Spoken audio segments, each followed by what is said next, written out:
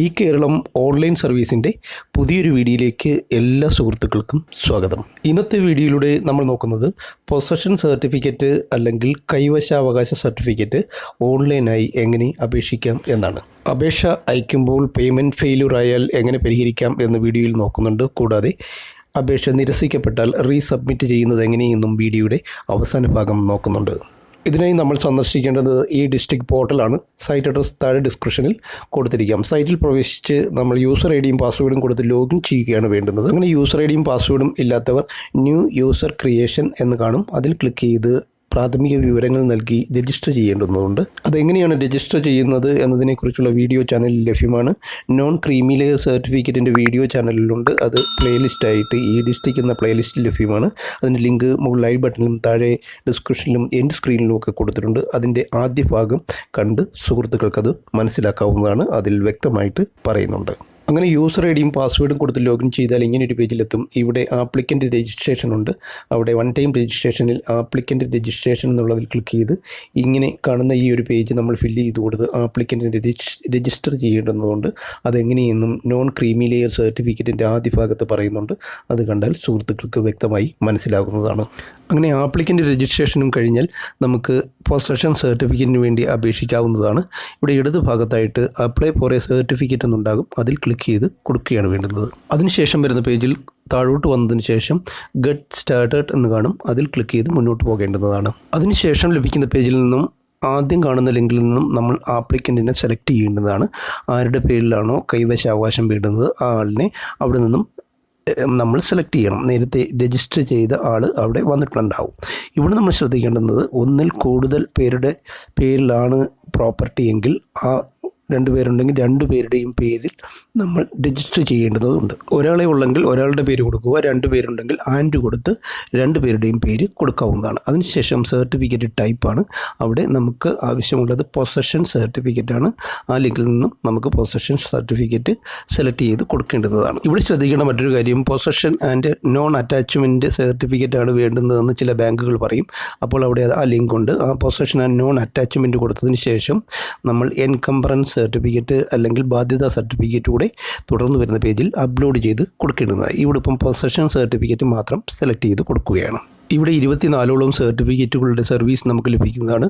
അതിൽ income certificate, caste certificate, non creamy layer certificate, nativity തുടങ്ങിയവയുടെയൊക്കെ video ചാനലിൽ ലഭ്യമാണ്. അതൊരു പ്ലേ ലിസ്റ്റായിട്ട് ഈ ഡിസ്ട്രിക്റ്റ് എന്നുള്ള പ്ലേ ലിസ്റ്റായിട്ട് കൊടുത്തിട്ടു. വരും ദിവസങ്ങളിൽ ബാക്കിയുള്ള വീഡിയോകളും ചെയ്യുന്നതായിരിക്കും. അതുകൊണ്ട് ഇപ്പോൾ തന്നെ നിങ്ങൾ ചാനൽ സബ്സ്ക്രൈബ് ചെയ്ത് ബെൽ നോട്ടിഫിക്കേഷൻ എനേബിൾ ചെയ്ത് വെക്കുക. കൂടാതെ ഷെയർ ചെയ്യാനും ലൈക്ക് ചെയ്യാനും മറക്കാതിരിക്കുക. അടുത്തതായിട്ട് നമുക്ക് കൊടുക്കേണ്ടത് സർട്ടിഫിക്കറ്റ് പർപ്പസ് ആണ്. പർപ്പസ് സ്റ്റേറ്റ് പർപ്പസ് കൊടുക്കുക.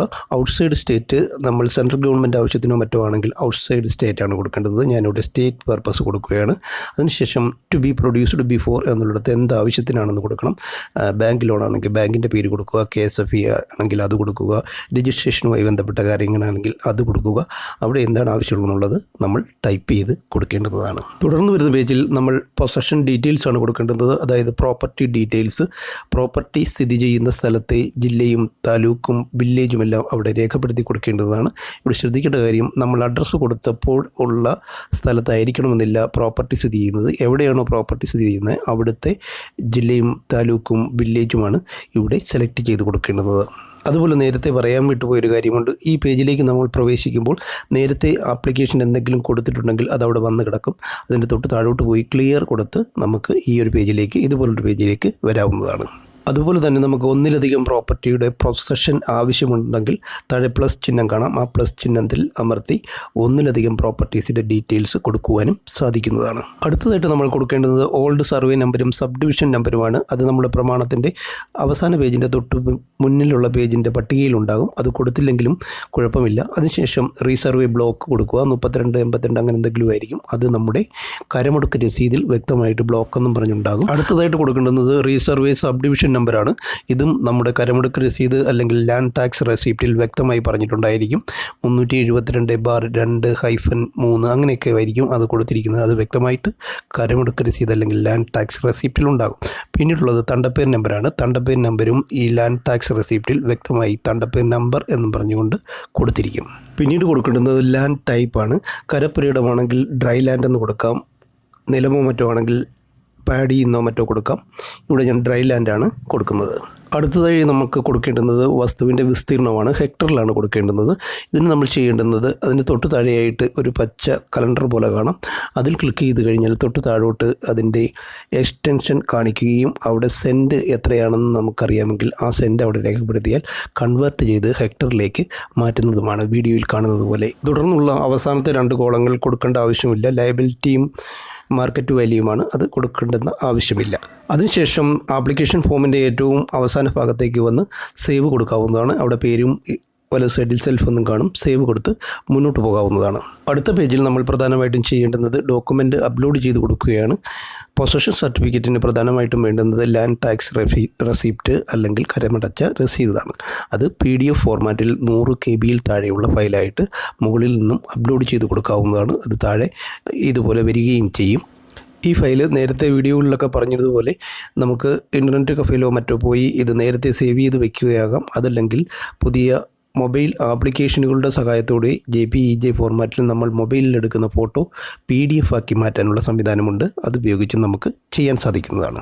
അതിനുശേഷം ഏറ്റവും മുകളിലായി പേയ്മെൻറ്റ് എന്നുള്ള ഓപ്ഷൻ കാണാം. അതിൽ ക്ലിക്ക് ചെയ്ത് നമുക്ക് പേയ്മെൻറ്റിനായിട്ട് നെക്സ്റ്റ് പേജിലേക്ക് പോകാവുന്നതാണ്. തുടർന്ന് ഇങ്ങനെ ഒരു പേജിലെത്തുകയും ഇവിടെ 15 രൂപയാണ് അതിൻ്റെ ഫീ കാണിക്കുന്നത്. മേക്ക് പേയ്മെൻറ്റ് കൊടുത്ത് നമുക്ക് മുന്നോട്ട് പോകാൻ സാധിക്കുന്നതാണ്.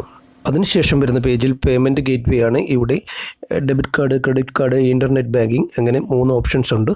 ഡെബിറ്റ് കാർഡ് എന്ന് പറഞ്ഞാൽ ATM കാർഡ് തന്നെയാണ്. പക്ഷേ ഇവിടെ ഒരു പ്രശ്നമുള്ളത് റുപേ കാർഡ് മാത്രമേ ഇപ്പോൾ അക്സെപ്റ്റ് ചെയ്യുന്നുള്ളൂ. പിന്നീട് അത് മാറി വരുന്നതായിരിക്കും.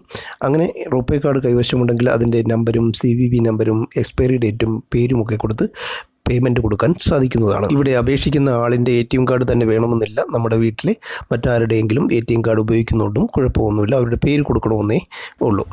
ഞാനിവിടെ നെറ്റ് ബാങ്കിങ് സെലക്ട് ചെയ്ത് ബാങ്ക് സെലക്ട് ചെയ്ത് പേയ്മെൻറ്റിനായിട്ട് നെക്സ്റ്റ് പേജിലേക്ക് പോവുകയാണ്. അതിനുശേഷം വരുന്ന പേജിൽ കൺവെയിൻ ഫീയും കൂടെ ചേർത്ത് 20 രൂപ 90 പൈസ പേയ്മെൻറ്റ് ചെയ്യാൻ കാണിക്കുന്നുണ്ട്. അവിടെ മേക്ക് പേയ്മെൻറ്റ് കൊടുത്ത് മുന്നോട്ട് പോകാം. അതിനുശേഷം വന്ന പേജിൽ ബാങ്കിൻ്റെ യൂസർ ഐഡിയും പാസ്വേഡും ടൈപ്പ് ചെയ്ത് കൊടുത്ത് ഇങ്ങനെയൊരു പേജിലെത്തും. ATM കാർഡ് വഴിയാണ് പേയ്മെൻറ്റ് നടത്തുന്നതെങ്കിലും ഇങ്ങനെയൊരു പേജിലാണ് എത്തുന്നത്. ഇവിടെ ATM മൊബൈലിലേക്ക് വന്ന OTP ടൈപ്പ് ചെയ്ത് കൊടുത്ത് നമുക്ക് മുന്നോട്ട് പോകാവുന്നതാണ്. അതിനുശേഷം ഡിസ്ട്രിക്റ്റിൻ്റെ പോർട്ടലിലേക്ക് റീഡയറക്റ്റ് ചെയ്യപ്പെടുകയും അവിടെ ആപ്ലിക്കേഷൻ നമ്പറും ഡീറ്റെയിൽസും കാണിക്കേണ്ടതാണ്. പക്ഷേ ഇവിടെ കാണിച്ചിട്ടില്ല. ഇത് സൈറ്റിൻ്റെ ഒരു പോരായ്മയാണ്.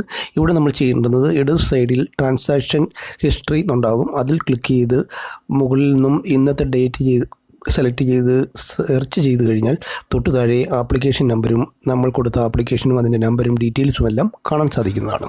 വ്യൂ ഡീറ്റെയിൽസ് കൊടുത്താൽ അണ്ടർ പ്രോസസ്സിംഗ് എന്നവിടെ കാണിക്കുകയും ചെയ്യും.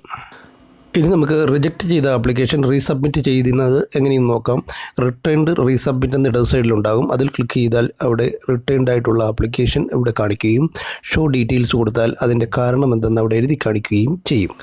അങ്ങനെ ഷോ കമൻസിൽ പ്രസ് ചെയ്ത് അതിൻ്റെ കാരണം അറിഞ്ഞതിന് ശേഷം എഡിറ്റ് ചെയ്യാനും ആപ്ലിക്കേഷൻ എഡിറ്റ് ചെയ്യാനും ഡോക്യുമെൻ്റ് അറ്റാച്ച് ചെയ്യാനും ഡീറ്റെയിൽസ് എഡിറ്റ് ചെയ്യാനും ഒക്കെയുള്ള ഓപ്ഷനുണ്ട്. അതിനുശേഷം ഇടത് സൈഡിലുള്ള റീസബ്മിറ്റിൽ കൊടുത്ത് റീസബ്മിറ്റ് ചെയ്യാനും സാധിക്കുന്നതാണ്. ആപ്ലിക്കേഷൻ അപ്രൂവ് ചെയ്താൽ നമുക്ക് മൊബൈലിലേക്ക് മെസ്സേജ് വരികയും നേരത്തെ സെർച്ച് ചെയ്തതുപോലെ സെർച്ച് ചെയ്ത് ഇവിടെ ഷോ ഡീറ്റെയിൽസ് കൊടുത്ത് നമുക്ക് പ്രിൻ്റ് എന്നോ അപ്രൂവ് എന്നോ കാണും. ആ ലിങ്കിൽ പ്രസ് ചെയ്ത് നമുക്ക് പ്രിൻ്റ് എടുക്കുവാനും സാധിക്കുന്നതാണ്. ഇതോടെ ഈ ഒരു വീഡിയോ ഇവിടെ അവസാനിക്കുകയാണ്. വീഡിയോ ഇഷ്ടപ്പെട്ടെങ്കിൽ ഷെയർ ചെയ്ത് മറ്റുള്ളവരെത്തിക്കുവാനും സബ്സ്ക്രൈബ് ചെയ്യാനും ലൈക്ക് ചെയ്യാനും മറക്കാതിരിക്കുക. Thank you for watching video. Have A nice day.